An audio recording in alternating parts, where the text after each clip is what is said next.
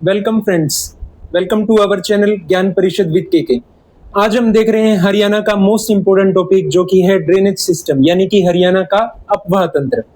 तो आइए जानते हैं हरियाणा के अपवाह तंत्र को।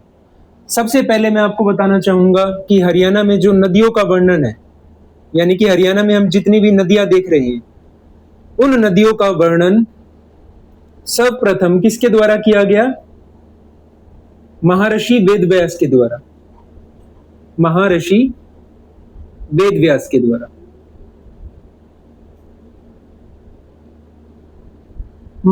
महर्षि वेदव्यास के द्वारा वामन पुराण जिसमें कि 9 नदियों का वर्णन है।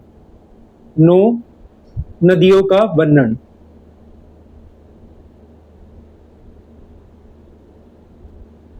इस अपवाह तंत्र के अंदर हम हरियाणा के अंदर से गुजरने वाली सभी रिवर्स नदियों को यहां पर देखेंगे। तो हरियाणा का जो अपवाह तंत्र है वो 2 भागों में बांटा गया, 2 भागों में विभाजित।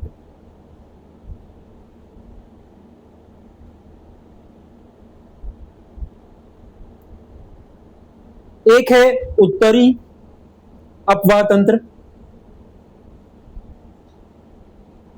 और दूसरा है दक्षिण अपवाह तंत्र। दक्षिण अपवाह तंत्र। तो यानी कि हम इसके अंदर 2 तरह के अपवाह तंत्र को देख रहे हैं। उत्तरी अपवाह तंत्र के हमें कौन कौन सी नदियां देखने को मिलेंगी? तो यहां पर सबसे मेन हमें यमुना नदी, सरस्वती नदी,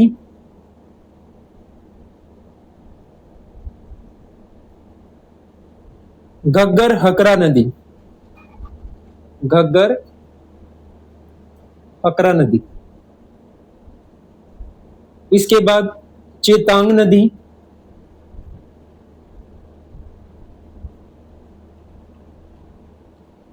इसके बाद हम देखेंगे टांगरी और मारकंडा, टांगरी व मारकंडा नदी,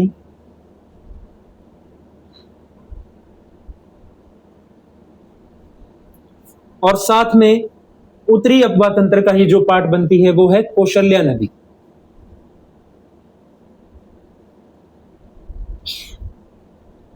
इसके बाद हम इन नदियों को पढ़ने के बाद इन नदियों के साथ में ही हम इनकी सहायक नदियां भी देखेंगे। तो उत्तरी अपवाह तंत्र जो है इसमें हमें ध्यान रखना है कौन कौन सी नदी आ रही है? यमुना, सरस्वती, घग्गर हकरा, चेतांग, टांगरी, मारकंडा और कौशल्या। अब बात करते हैं दक्षिण अपवाह तंत्र की। तो दक्षिण अपवाह तंत्र के अंदर जो हमें नदियां देखने को मिलेगी वो कौन कौन सी है? साहिबी नदी, इंदौरी नदी, कृष्णावती और एक और नदी है जो है दोहन नदी। यानी कि इन उत्तरी अपवाह तंत्र की नदियों का जो आप पैटर्न देखेंगे वो कहां से प्रवेश कर रही है? उत्तर से हरियाणा में प्रवेश कर रही है। और जो दक्षिण अपवाह तंत्र की नदियां हैं, जो 4 नदियां मैंने यहां लिखी, साहिबी, इंदौरी, कृष्णावती और दोहन, ये कहां से प्रवेश करेंगी? दक्षिण से। तो फ्रेंड्स, सबसे पहले आपको पता होना चाहिए कि अपवाह तंत्र 2 भागों में विभाजित है। तो आज हम इसके बारे में पढ़ेंगे। आगे बढ़ते हैं और यमुना नदी को देखते हैं।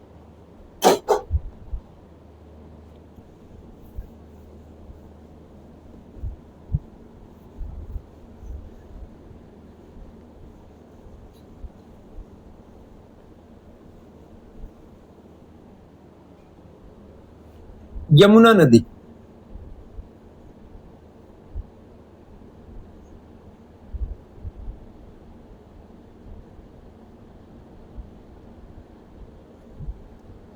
सबसे पहले फ्रेंड्स हम जानते हैं कि यमुना नदी का जो उद्गम स्थल है वो कहां से?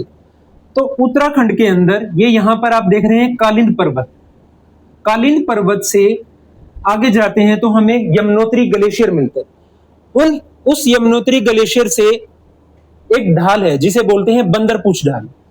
तो उसी बंदरपूछ ढाल से यमुना नदी हरियाणा के कालेसर जंगल जो कि ताजेवाला के उत्तर में है, ताजेवाला के उत्तर में कालेसर जंगल में यमुना नदी प्रवेश करती है और यहाँ ताजेवाला से होती हुई यमुनानगर में सबसे पहले आई, यमुनानगर में, उसके बाद करनाल, पानीपत, सोनीपत, दिल्ली, फरीदाबाद, पलवल, और पलवल के हसनपुर गांव से ये मुड़ जाती है और किस में मिल जाती है? गंगा में, जो कि प्रयागराज के अंदर ये संगम करती है।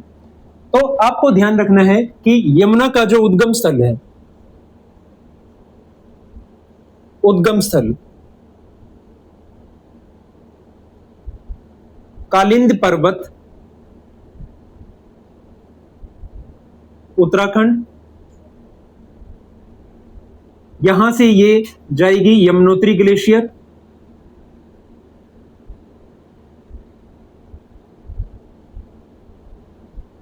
और यमुनोत्री ग्लेशियर से होते हुए बंदरपूछ ढाल पे, बंदरपूछ ढाल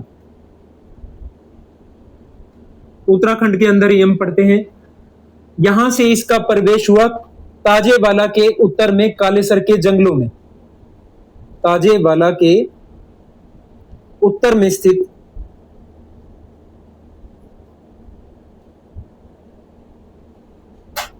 कालेसर जंगल में, कालेसर जंगल में। तो पूर्वी दिशा में बहती है ये नदी, इसलिए इसको हम हरियाणा की पूर्वी सीमा पर बहने वाली नदी बोलते हैं, पूर्वी सीमा पर बहने वाली नदी।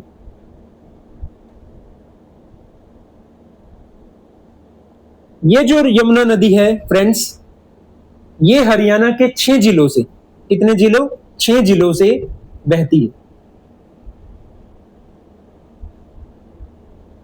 वो 6 जिले कौन से हैं क्रम वाइज? तो सबसे पहले हम देखते हैं यमुनानगर, इसके बाद करनाल, पानीपत, सोनीपत, उसके बाद दिल्ली से हम आगे देख रहे हैं फरीदाबाद और पलवल, फरीदाबाद और पलवल। तो इस प्रकार हरियाणा के 6 जिलों से यमुना नदी जो है वो बहती है। अब बात करते हैं हम आगे यमुना रिवर के बारे में। ये तो हमने उद्गम स्थल देखा, अब हम यमुना नदी के बारे में जानते हैं कि यमुना नदी को हम सबसे पहले ऋग्वैदिक काल की नदी है ये।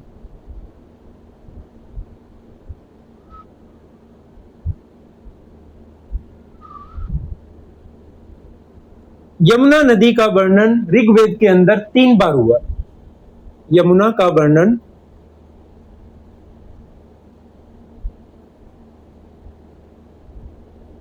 ऋग्वेद में कितनी बार हुआ है? तो ध्यान रखेंगे आप, 3 बार।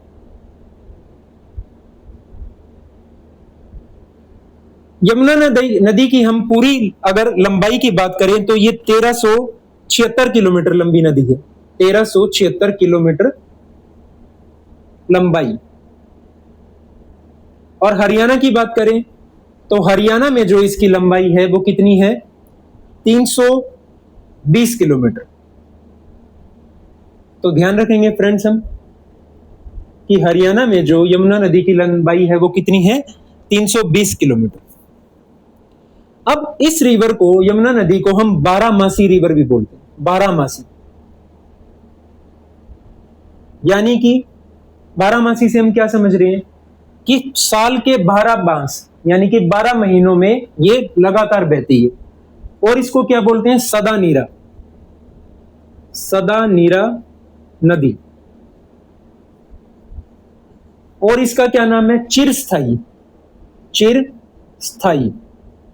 तो आपसे एग्जाम में पूछ सकता है कि हरियाणा की ऐसी कौन सी नदी है जिसको सदा नीरा, चिरस्थायी या 12मासी नदी बोला जाता है? तो कौन सी है वो? यमुना नदी। यमुना नदी का ही दूसरा नाम है, क्योंकि कालिंदी पर्वत से निकल रही है तो इसीलिए इसको कालिंदी नदी भी बोलते हैं, कालिंदी। यमुना का दूसरा नाम, यमुना नदी का दूसरा नाम।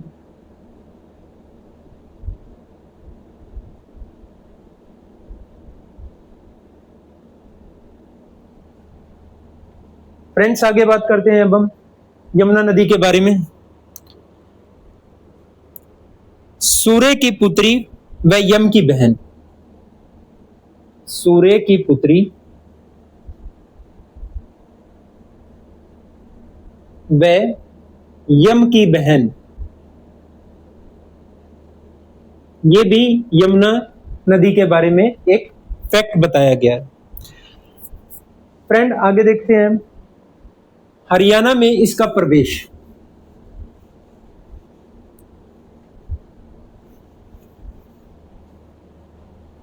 हरियाणा में जो इसका प्रवेश है वो कहां से देखा हमने? ताजेवाला से। ताजेवाला से यमुनानगर में प्रवेश।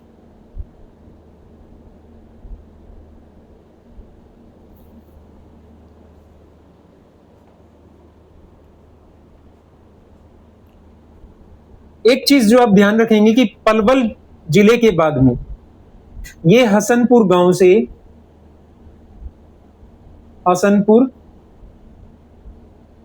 से मोड़ लेती हुई कहां जा रही है? यूपी में। यानी कि हसनपुर गांव से ये क्या होगी? मुड़ जाएगी।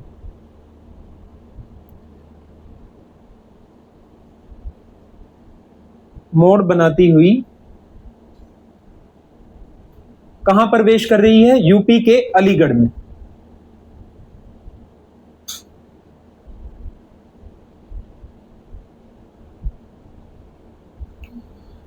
तो फ्रेंड्स ये जाना हमने यमुना नदी के बारे में। अब आगे हम बात करते हैं यमुना पर बने बांधों की।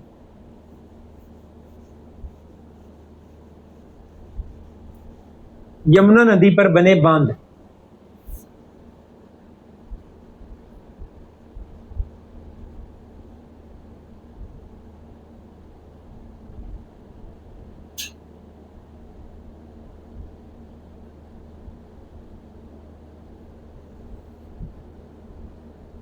तो बांधों में फ्रेंड सबसे पहले हम पढ़ते हैं यमुना पर बना बांध जो कि है ताजेवाला। ताजेवाला बांध।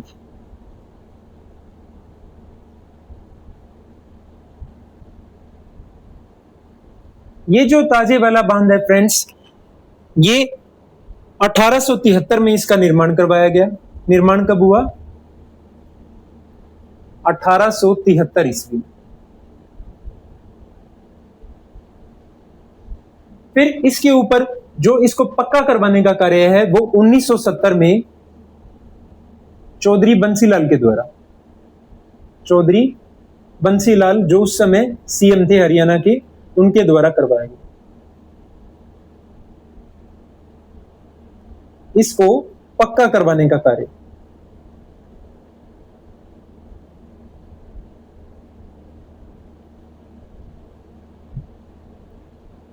यमुना नदी के ऊपर ताजेवाला बांध के अलावा हम जो दूसरा बांध देखते हैं वो है हथनी कुंड बैराज। हथनी कुंड बैराज।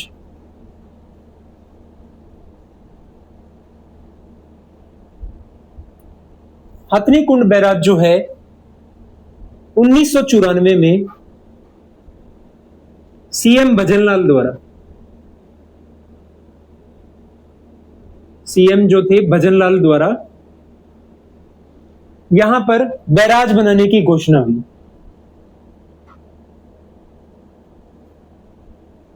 यमुना नदी पर बैराज बनाने की घोषणा।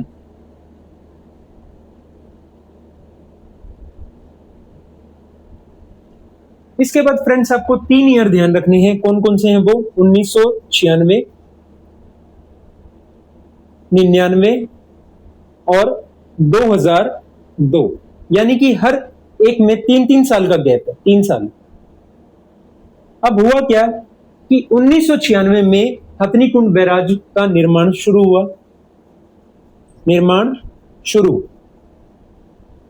1999 के अंदर ये बांध बनकर कंप्लीट, यानी कि निर्माण पूरा हुआ, निर्माण कार्य पूरा हुआ। और 2002 के अंदर ये कार्य करना, यानी कि इसके अंदर पानी छोड़ा गया, बांध में पानी छोड़ा गया। तो फ्रेंड्स अगर आपसे पूछता है एग्जामिनर कि हथनीकुंड बैराज ने कब किस वर्ष कार्य करना प्रारंभ किया, तो आप 2002 उत्तर करेंगे, क्योंकि पानी जो है वो 2002 में यहां पर छोड़ा गया। 1996 में निर्माण कार्य शुरू, 1999 में ये बनकर कंप्लीट हो। आगे फ्रेंड्स बात करते हैं हम यमुना रिवर पर बने और बांधों की।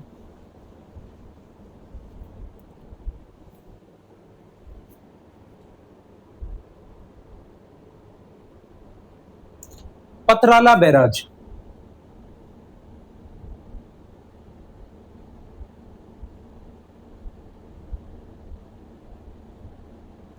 पथराला बैराज जो है फ्रेंड्स वो कहां है, यमुना नदी पर बनाया गया बांध।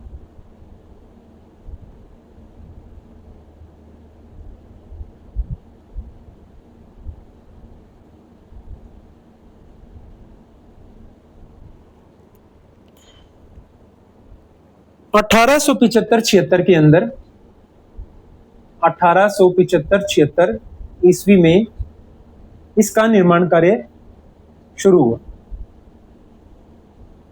निर्माण कार्य करवाया गया।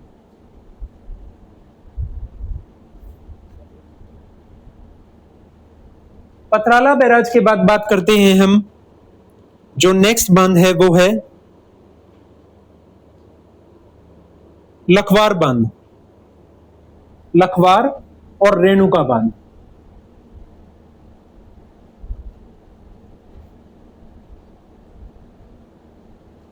और एक और बांध जो हम ध्यान रखेंगे फ्रेंड्स वो कौन सा है, रेणुका बांध।